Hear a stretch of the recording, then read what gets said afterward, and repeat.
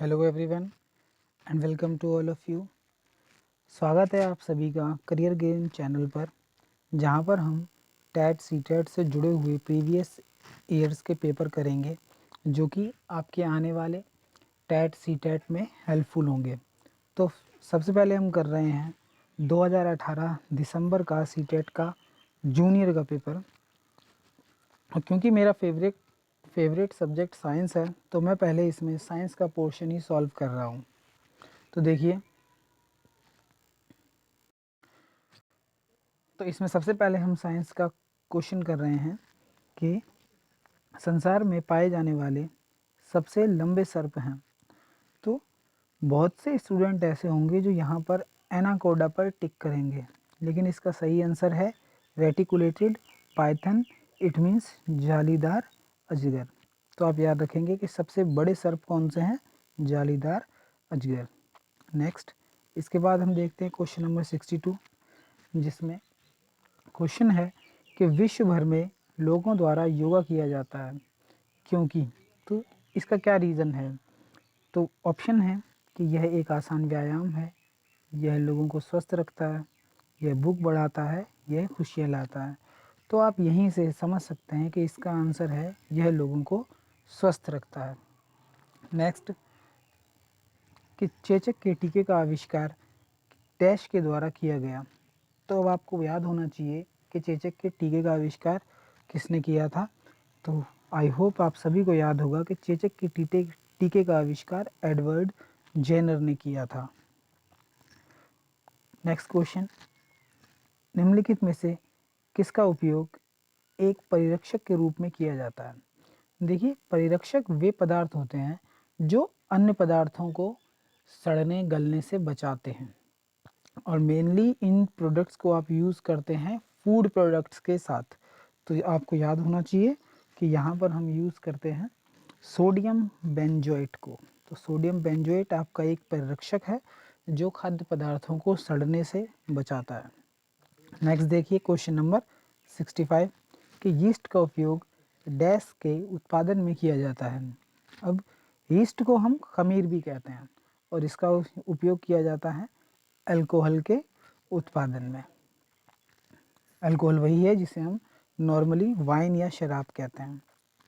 Next question है 66, जिसमें है माइटोकॉन्ड्रिया का जो रिलेशन एटीपी से है, बस यही बताना है कि राइबोसोम का वो रिलेशन किससे है। तो हमें याद होना चाहिए कि माइटोकॉन्ड्रिया एनर्जी को सेव रखता है, और सेव करने के लिए जो फॉर्म है उसे हम एटीपी कहते हैं, और पूरा नाम है एडिनोसिन ट्राईफास्फेट। तो माइटोकॉन्ड्रिया एनर्जी को एडिनोसिन ट्राईफास्फेट या एटीपी के रूप में स्टोर करता है। तो ये माइटोकॉन्ड्रिया का वर्क है। बस यही बताना है कि आपको राइबोसोम का वर्क क्या है। तो देखिए, आपके ऑप्शन है कार्बोहाइड्रेट, वसा, प्रोटीन, विटामिन। तो आपको याद होगा कि राइबोसोम का काम है प्रोटीन का फॉर्मेशन करना, अर्थात उसका निर्माण करना। तो यहाँ पर आंसर है आपका प्रोटीन। तो क्वेश्चन नंबर 67 है, यदि एक सरल लोलक की आवृत्ति 2 हर्ट्ज हो तो यह 16 सेकंड में कितने दोलन पूरे करेगा? इस क्वेश्चन के लिए हमें एक फॉर्मूला यूज़ करना पड़ेगा, जिसे कि हम देखते हैं कि फॉर्मूला है आपका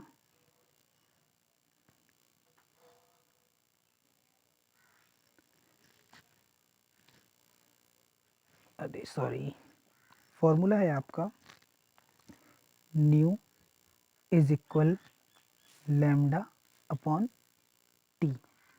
न्यू क्या है?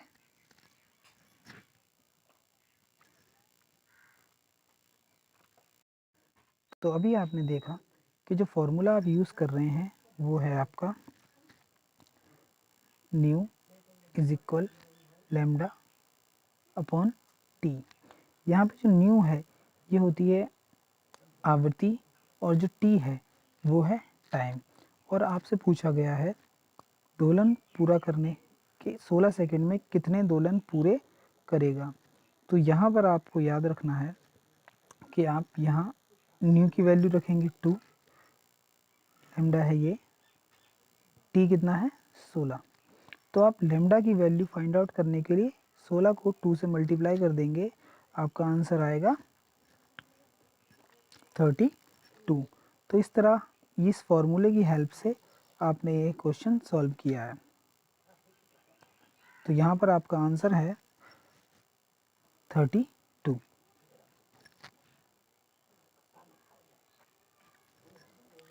नेक्स्ट क्वेश्चन है कि निम्नलिखित में से कौन सी धातु वायु में रखने पर जल उठती है। तो ये आंसर आप सभी को याद होगा कि सोडियम एक ऐसी मेटल है जो वायु के टच में आने पर या वाटर के टच में आने पर अपने आप ही जलने लगती है। नेक्स्ट देखिए, नेक्स्ट क्वेश्चन है कि मैग्नीशियम हाइड्रोक्साइड का उपयोग डैश के रूप में किया जाता है। तो आपको ये बताना है कि मैग्नीशियम हाइड्रोक्साइड का उपयोग इन ऑप्शंस में से किसके रूप में किया जाता है। तो यहाँ पर आपको याद होना चाहिए कि जब कभी हमें एसिडिटी होती है तब हम उस एसिडिटी को दूर करने के लिए मैग्नीशियम हाइड्रोक्साइड का यूज़ करते हैं। इट मीन्स प्रति अम्ल, जिसे इंग्लिश में हम कहते हैं एंटी एसिड के रूप में यूज़ किया जाता है। नेक्स्ट क्वेश्चन है 17 देखिए कि निम्न किस्म में से कौन सी गैस पॉप की ध्वनि के साथ जलती है। तो हमें बतानी है कोई ऐसी गैस जो पॉप ध्वनि के साथ जल उठती है, जिसका आंसर आप सभी जानते हैं कि होता है हाइड्रोजन। नेक्स्ट क्वेश्चन है 71। तो आपको बताना है, तो क्वेश्चन है आपका कि निम्नलिखित में से कौन सा या कौन से असंपर्क बल का या के उदाहरण है। यानी वो बल बताना है जहाँ पर पदार्थों का आपस में संपर्क ना हो। तो देखिए, आप सभी जानते हैं, तो देखिए कि यहाँ क्वेश्चन में आपसे नॉन कॉन्टैक्ट फोर्स यानी असंपर्क बल पूछे गए हैं। अब ऑप्शन में आप जानते हैं कि गुरुत्वाकर्षण भी एक ऐसा फोर्स है जहाँ पर आपको संपर्क यानी टच करने की ज़रूरत नहीं है, और आपका जो चुंबकीय बल है ये भी एक नॉन कॉन्टैक्ट फोर्स है। तो यहाँ पर ये जो ऑप्शंस हैं ये करेक्ट नहीं है। यहाँ पर होना फोर्थ में होना चाहिए था आपका 1 एंड 3rd। तो आप याद रखेंगे कि ये जो क्वेश्चन है ये विवादित प्रश्न है, तो इसका राइट आंसर होगा 1st एंड 3rd।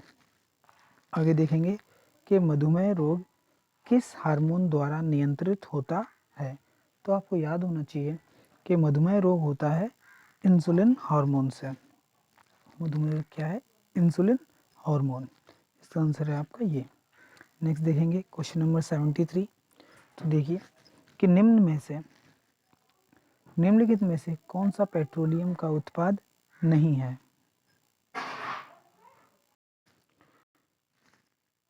तो इस क्वेश्चन का आंसर है आपका CNG, compressed natural gas. Next question कि रेड डेटा बुक डैश का रिकॉर्ड रखती है। तो आपको याद होना चाहिए कि रेड डेटा बुक संकटग्रस्त प्रजातियों या संकटापन्न प्रजातियों का रिकॉर्ड रखती है, और यहाँ से है आपका आंसर एंडेंजर्ड स्पीशीज। नेक्स्ट है क्वेश्चन नंबर 75। देखिए कि जूते के सोल असमतल क्यों होते हैं। तो ये रिलेट करता है आपकी फिजिक्स को, और यहाँ पर हम इसे डीपली नहीं समझ सकते। तो यहाँ पर आपको याद रखना पड़ेगा कि जूते के जो सोल हैं वो असमतल होते हैं ताकि जड़त्व का मान बढ़ जाए। नेक्स्ट है कि सारिका ने आसुत जल एक बोतल में लिया और पता लगाने की कोशिश की कि वह विद्युत का सुचालक है या नहीं, उसे क्या प्राप्त होने की संभावना है।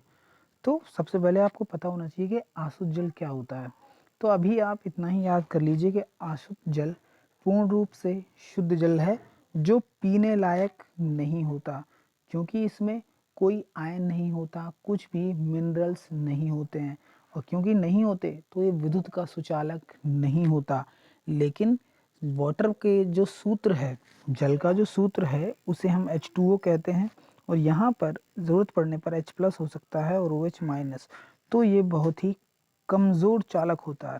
तो आप याद रखेंगे कि आसुत जल विद्युत का बहुत ही कमज़ोर चालक है। नेक्स्ट क्वेश्चन देखते हैं जो कि है 77। नेक्स्ट क्वेश्चन है कि निम्नलिखित में से कौन सा कथन सत्य नहीं है।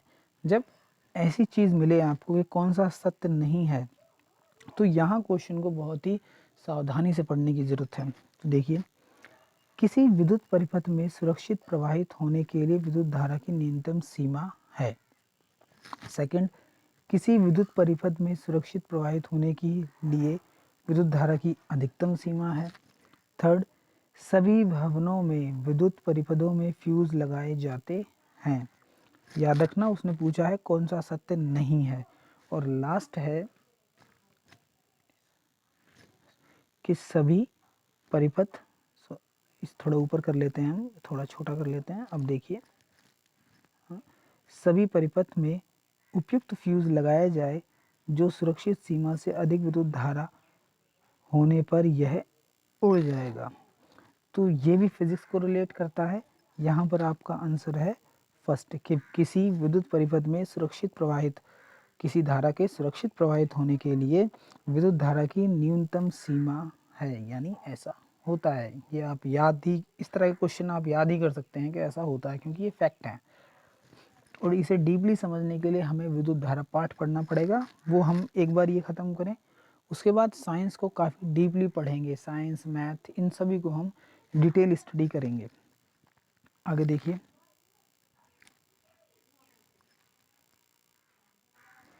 नेक्स्ट क्वेश्चन है क्वेश्चन नंबर 78। तो निम्नलिखित में से किस स्थान की चक्रवात से सबसे अधिक प्रभावित होने की संभावना है। तो सबसे ज़्यादा प्रभावित होने की संभावना वही होगी जो बिल्कुल समुद्र के किनारे, यानी जहाँ चक्रवात आया है समुद्र के किनारे किनारे वो जगह है। तो यानी इस क्वेश्चन के लिए आपको साइंस के साथ साथ नॉलेज होनी चाहिए, आपको अपने मैप की, और आपको पता होना चाहिए कि कौन से ऐसे इलाके हैं जो तट के बिल्कुल ही पास में है, यानी समुद्री तट के पास में है। तो यहाँ पर आपका आंसर है पुरी, जो बिल्कुल समुद्र से लगा हुआ है। नेक्स्ट क्वेश्चन है क्वेश्चन नंबर 79। तो क्वेश्चन नंबर 79 कहता है कि पृथ्वी पर ऋतुएं बदलती हैं क्योंकि पृथ्वी का घूर्णन अक्ष इसकी कक्षा के तल के लंबवत है। सेकंड, पृथ्वी का घूर्णन अक्ष इसकी कक्षा के तल के सापेक्ष झुका हुआ है। थर्ड, पृथ्वी और सूर्य के बीच की दूरी नियत नहीं है। एंड लास्ट इज कि पृथ्वी का घूर्णन अक्ष इसकी कक्षा के तल के समांतर है। तो आपको याद होना चाहिए कि पृथ्वी का जो घूर्णन अक्ष है वो इसकी कक्षा के सापेक्ष जो तल है थोड़ा झुका हुआ है। आई होप आपने कभी ग्लोब पर या मैप पर स्टडी की हो, तब आपने वहाँ देखा होगा कि पृथ्वी थोड़ी सी अपने अक्ष के पर झुकी हुई है। तो इसका आंसर है सेकंड। नेक्स्ट क्वेश्चन देखते हैं क्वेश्चन नंबर 18। आपको दो स्तंभ दिए गए हैं जिसके नाम लिखे हैं स्तंभ ए और स्तंभ बी। इनमें आपको पहले इन्हें हम पढ़ते हैं, उसके बाद इसमें मिलान करेंगे क्या सही है क्या गलत है। तो देखिए, वृक्ष वितान ये क्या होता है, पहले हमें ये पता होना चाहिए। तो आपको याद होना चाहिए कि मान लेते हैं कि ये एक पेड़ है, इस पेड़ से जो इस तरह की शाखाएं निकली हैं, इन सभी को हम क्या कहते हैं, वृक्ष वितान कह देते हैं। अपघटक, अपघटक वो जंतु हैं या वो जीव हैं जो जंतुओं और पादपों के मृत अवशेषों को वापस से मिट्टी में मिला देते हैं, यानी उन्हें सड़ा गला करके मिट्टी में मिला देते हैं। ह्यूमस, हम जानते हैं ये खाद है। शाही, ये एक जंगली जंतु है। तो आपको मिलाना है। तो देखिए, डी के पास क्या आ रहा है, सेकंड, डी मिलेगा सेकंड से, यानी यहाँ लिखें तो यहाँ आ जाएगा डी। वृक्ष वितान कहाँ आएगा, वृक्ष वितान आएगा आपका फोर्थ में, यहाँ आएगा ए। आपका जो अपघटक है ये क्या करते हैं, ये होते हैं सूक्ष्म जीव, सॉरी अपघटक हैं आपके, हाँ सूक्ष्म जीव हैं। तो यहाँ आ जाएगा आपका बी। और जो वृक्ष वितान है और आपका जो लास्ट बचा है क्या, ह्यूमस, ह्यूमस आएगा यहाँ पर कि पादप और जंतुओं के मृत ऊतक। तो यहाँ पर आपका आ जाएगा सी। अब एक बार हम इसके ऑप्शन देख लेते हैं। याद रखेंगे कि ऑप्शन किस तरह है। सबसे पहले लेंगे हम फोर्थ को, जो कि ए से मैच कर रहा है। ए का क्या है? फोर्थ। सबसे पहले 4, इसके बाद बी, यानी 4 3 1 2। तो आंसर का सीक्वेंस क्या हुआ? 4 3 1 2। तो अब हम इसे मैच करेंगे कहाँ पर है। तो देखिए यहाँ पर है आपके 4, सॉरी इसे और ऊपर कर लेते हैं। अब देखिए तो सीक्वेंस है आपका 4 3 1 और 2। तो ये है आपका राइट आंसर। नेक्स्ट हम देखते हैं कि विज्ञान में रचनात्मक आकलन क्यों महत्वपूर्ण है। तो आंसर है यह लेना आसान है। तो ऐसी कोई बात नहीं है कि विज्ञान में कोई चीज़ इतनी ईजी हो। नेक्स्ट है कि यह शिक्षार्थियों में वैज्ञानिक दृष्टिकोण के विकास में सहायक है। ये बात थोड़ी बहुत सही है कि हाँ, वैज्ञानिक दृष्टिकोण में विज्ञान सहायक है। थर्ड है कि यह निदानात्मक है। ये बात भी सही है कि यह निदान करता है। जो भी समस्याएं आती हैं, यानी जो भी आप प्रकृति में घटनाओं को देख रहे हैं, उनमें उनको समझने में जो कठिनाई है उसे हम विज्ञान से समझते हैं। थर्ड है कि यह विज्ञान को अच्छे प्रकार से समझने में सहायक है। तो ये इतना लॉजिकल नहीं है। सबसे देखिए आंसर आपका ये भी सही है, ये भी सही है और ये तीनों सही हैं। इस तरह की कंडीशन में आपको ये देखना होता है कि ऐसा कौन सा ऑप्शन है जो इसमें सबसे ज़्यादा सही है। तो सबसे ज़्यादा सही यही है कि जो भी आपकी समस्या है उस समस्या का निदान हो जाए, इंग्लिश में कहें डायग्नोसिस कर दिया जाए। तो यहाँ पर सही आंसर है कि यह निदानात्मक है। It means it is diagnostic. Question number 82 देखेंगे। तो 82 क्वेश्चन है आपका कि विज्ञान में विद्यालयों में विज्ञान मेले का आयोजन क्यों किया जाता है। तो ऑप्शन देखेंगे। शिक्षार्थियों को विज्ञान में उच्च शिक्षा के लिए तैयार करने के लिए। कहीं ना कहीं ये आंसर सही है, क्योंकि जब इस तरह के मेले में, विज्ञान मेले में विद्यार्थी इन चीज़ों को देखता है तो वो उसमें क्यूरियोसिटी बढ़ती है और वो ज़्यादा से ज़्यादा जानना चाहता है। सेकंड क्वेश्चन है कि शिक्षार्थियों को उनकी परीक्षा में अच्छे अंक प्राप्त करने में सहायता करने के लिए। देखिए जहाँ कहीं बात केवल अंकों की आ जाती है, याद कर लीजिए कि वो ऑप्शन आपका हमेशा ही नेगेटिव है। यानी इस तरह के आंसर जहाँ आप अंक यानी मार्क्स की बात करते हैं, वो केवल रटने पर फोकस कर रहे हैं, जबकि विज्ञान एक सीखने वाला सब्जेक्ट है। तो इसका थर्ड ऑप्शन देखते हैं कि शिक्षार्थियों में विज्ञान में सृजन एवं प्रयोग करने की क्षमता का विकास करने के लिए। अभी तक जितने ऑप्शन हमने देखे हैं उनमें सबसे अच्छा ऑप्शन आपका थर्ड ही है, क्योंकि यहाँ पर विज्ञान में सृजन किया जा रहा है, यानी खुद सोचने की क्षमता बनाई जा रही है और उस पर कैसे प्रयोग करने हैं उसकी क्षमता की विकास हो रही है। तो अभी तक जो ऑप्शन आपने देखे हैं उनमें सबसे बेटर है थर्ड। आगे हम देखते हैं कि फोर्थ है कि शिक्षार्थियों को उनके प्रदर्शन के आधार पर मूल्यांकन करने के लिए। अब ये ऑप्शन फिर से नेगेटिव हो गया है, क्योंकि उनके प्रदर्शन के आधार पर मूल्यांकन किया जा रहा है। विद्यार्थी के प्रदर्शन उसके ज्ञान पर आधारित होगा। अगर उसका ज्ञान कम है तो वो प्रदर्शन भी अच्छी तरह नहीं कर पाएगा। ठीक, तो यहाँ पर आपका फोर्थ ऑप्शन और सेकंड ऑप्शन ये पूरी ही तरह गलत हो गए। आपके फर्स्ट और थर्ड सही हैं, लेकिन प्रॉपर क्या है, विज्ञान मेले का उद्देश्य क्या होना चाहिए कि बच्चे में विज्ञान को समझने की, उसे सृजित करने की क्षमता का विकास हो। तो यहाँ पर प्रॉपर आंसर है आपका ऑप्शन नंबर थर्ड। अब देखेंगे क्वेश्चन नंबर 83। तो क्वेश्चन नंबर 83 है कि एक शिक्षक के नाते निम्नलिखित में से किसे आप शिक्षण में वैज्ञानिक विद्या के लिए सबसे उपयुक्त समझते हैं। यानी अगर आप साइंस पढ़ते हैं तो साइंस के अकॉर्डिंग इन 4 ऑप्शंस में से ऐसा कौन सा है जो वहाँ प्रॉपर बैठेगा। तो देखते हैं। शिक्षार्थियों को कक्षा में अवधारणाओं को स्पष्ट करना, ये सही है कि हमें हर तरह जितने भी कंसेप्ट हैं, उन्हें जितने बिंदु हैं वो सब बच्चों को अच्छी तरह समझाने चाहिए। नेक्स्ट है अवधारणाओं के शिक्षण हेतु तकनीकी का प्रयोग दिखाना, ये भी सही है कि हमें नई तकनीकियों का भी प्रयोग करना चाहिए। थर्ड है शिक्षार्थियों को परियोजनाएं देना, ये भी सही है कि हमें उन्हें प्रोजेक्ट देने चाहिए। एंड फोर्थ है अवधारणाओं से संबंधित गतिविधियों को शिक्षार्थियों से कराना, और ये सबसे बेटर ऑप्शन है क्योंकि इसमें क्या है कि बच्चों से हम उन कामों को करा रहे हैं। तो फोर्थ ऑप्शन आप तभी कर सकते हैं जब आपने ये तीनों ही बच्चों को सिखा दिए हैं। तो यहाँ पर आपका राइट आंसर है फोर्थ ऑप्शन। क्वेश्चन नंबर देखते हैं 84। एनसीएफ 2005 के अनुसार, अब देखिए क्योंकि यहाँ पर आपका नाम आ गया है एनसीएफ 2005, तो इसकी आपको नॉलेज होनी चाहिए। तो यहाँ मुझे ये आंसर सीधा आपको रटाना ही पड़ेगा।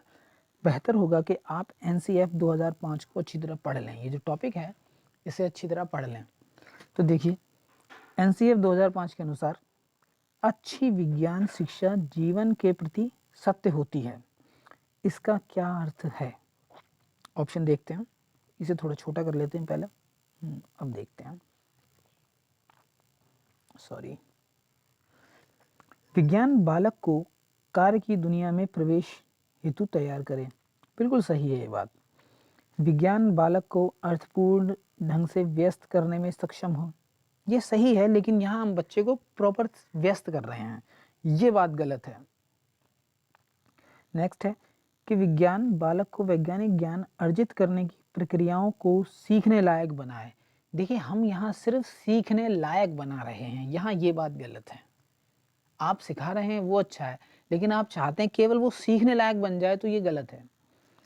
फोर्थ है कि विज्ञान आसान जीवन व्यतीत करने में सहायक है, ये बात बिल्कुल ही गलत है। तो यहाँ पर प्रॉपर आंसर है आपका option number, question number 84, option number first, यानी कि आप विज्ञान को सीखें और फिर वास्तविक दुनिया में प्रवेश करें, वहाँ जो भी घटनाएं आपको दिख रही हैं उन सबको विज्ञान के माध्यम से आप समझें, ताकि हमें कुछ भी जादू ना लगे। नेक्स्ट हम देखते हैं क्वेश्चन नंबर 85।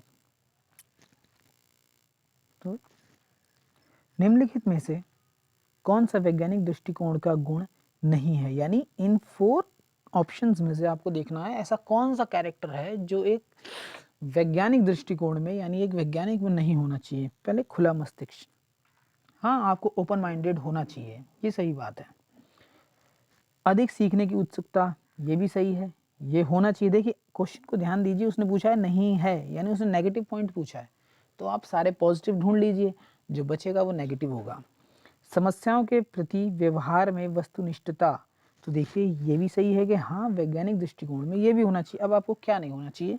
कठिन कार्य, यानी यही ऑप्शन आपका क्या है यहाँ गलत है। क्वेश्चन नंबर 86 देखते हैं कि हरी कक्षा 6 के शिक्षार्थियों को घूर्णन गति पढ़ाना चाहता है। निम्नलिखित में से कौन सी सबसे अच्छी विद्या होगी? तो घूर्णन गति पढ़ाने के लिए सबसे अच्छा उसके पास क्या होगा कि वो चर्चा करे। तो ये सही है कि हाँ उसे चर्चा करनी चाहिए। देखिए जब भी हम किसी को कोई चीज़, जब भी आप टीच करते हैं, किसी को कुछ सिखाते हैं, पहले चर्चा की जाती है, फिर आप उसको सिद्धांत समझाते हैं, फिर आप वहाँ प्रयोग करके दिखाते हैं, उसके बाद वही काम बच्चों से करने के लिए कहा जाता है कि अब ये आप करके दिखाइए। तो ये ऑप्शन सही है कि आपको चर्चा करनी चाहिए, लेकिन हम बाकी ऑप्शन देखेंगे कि सभी में इनमें से सबसे ज़्यादा प्रॉपर आंसर कौन सा है। तो हाँ ये सही है चर्चा। अब देखते हैं नेक्स्ट, जो कि है आपका गतिविधि आधारित शिक्षण, यानी आपको प्रयोग करके दिखाना चाहिए, ये भी सही है। उदाहरण देना, तो विज्ञान में, और आप विज्ञान हुई, आपकी मैथ हुई, इन हर जगह उदाहरण दिए जाते हैं, सही हैं। प्रदर्शन, ये भी सही है, यानी यहाँ चारों ऑप्शन सही हैं। अब आपको यहाँ चूज़ करना है कि यहाँ प्रॉपर क्या है। तो देखिए सिर्फ प्रदर्शन करने से बच्चा नहीं समझेगा, सिर्फ उदाहरण देने से भी नहीं समझेगा, और सिर्फ चर्चा दे करने से भी वो प्रयोग आधारित नहीं समझ पाएगा। तो सबसे अच्छा है कि आप गतिविधि करें और गतिविधि आधारित शिक्षण करें, यानी गतिविधि कर प्रयोग करें और प्रयोग करके उसे समझाएं। तो सबसे बेस्ट ऑप्शन है आपका 86, यानी गतिविधि आधारित शिक्षण, जिसे आप कहते हैं एक्टिविटी बेस्ड टीचिंग। नेक्स्ट है आपका क्वेश्चन नंबर 87। तो क्वेश्चन नंबर 87 है कि इसे थोड़ा छोटा कर लिया जाए। निम्नलिखित में से कौन सा विज्ञान अधिगम का एक महत्वपूर्ण उद्देश्य है? तो विज्ञान का सबसे महत्वपूर्ण उद्देश्य क्या है, आपको ये देखना है। तो फर्स्ट ऑप्शन है विज्ञान का ज्ञान अर्जित करना। तो सिर्फ ज्ञान एकत्रित करना, उसे अर्जित कर लेना ही किसी भी शिक्षार्थी का उद्देश्य नहीं होना चाहिए। तो ये पूरी तरह से गलत है आपका। नेक्स्ट है विज्ञान की विषय वस्तु की जानकारी एकत्रित करना। फिर से हम यहाँ ज्ञान एकत्रित कर रहे हैं, ये भी गलत है। थर्ड है अध्ययनकर्ताओं में ईमानदारी, अखंडता और सहयोग के मूल्यों की प्राप्ति। देखिए, सहयोग का मतलब हुआ कि आप एक कम्युनिटी में काम कर रहे हैं, एक ग्रुप में काम कर रहे हैं, और आप में ईमानदारी भी है, क्योंकि साइंस अपने लिए ईमानदार है, जैसे रिजल्ट निकलते हैं वो वही दिखाएगी। और अखंडता यानी उन्हें और कोई ब्रेक नहीं कर सकता। अभी तक का सबसे बेस्ट ऑप्शन है यही। आगे फोर्थ देख लेते हैं।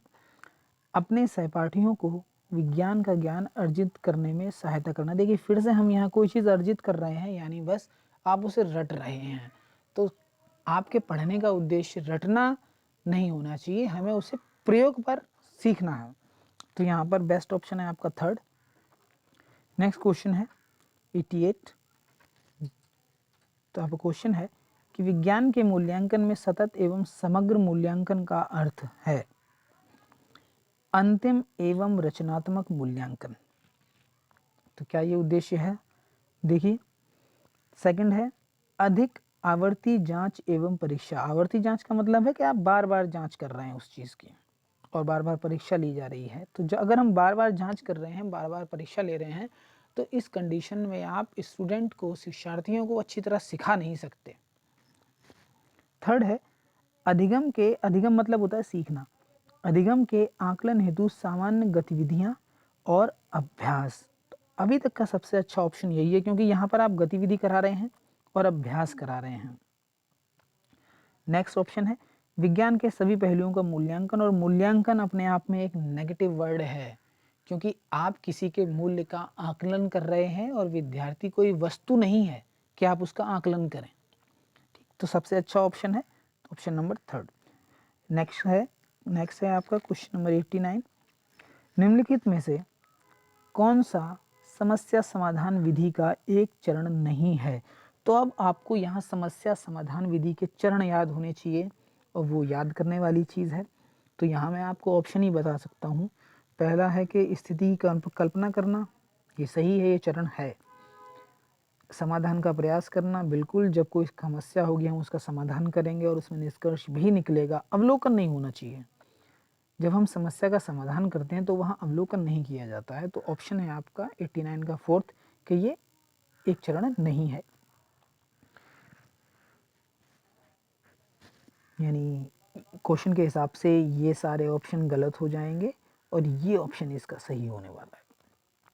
तो साइंस का आपके पास इस सेशन का साइंस का लास्ट क्वेश्चन है आपके पास कि निम्नलिखित में से कौन सा विज्ञान में अनुरूपता विधि का एक चरण है? तो यहाँ भी आपको याद ही होना चाहिए कि वो चरण पहला ही ऑप्शन है आपका, समानताओं का चित्रण। आई होप आपको ये क्वेश्चन समझ आए होंगे। इसी तरह की टेट और सी टेट से जुड़ी जानकारी के लिए आप हमारे चैनल को सब्सक्राइब कर लें, उसे लाइक करें, ज़्यादा से ज़्यादा शेयर करें, ताकि हम इस तरह के वीडियो के लिए ज़्यादा से ज़्यादा मोटिवेट हो पाएँ। Okay, thank you.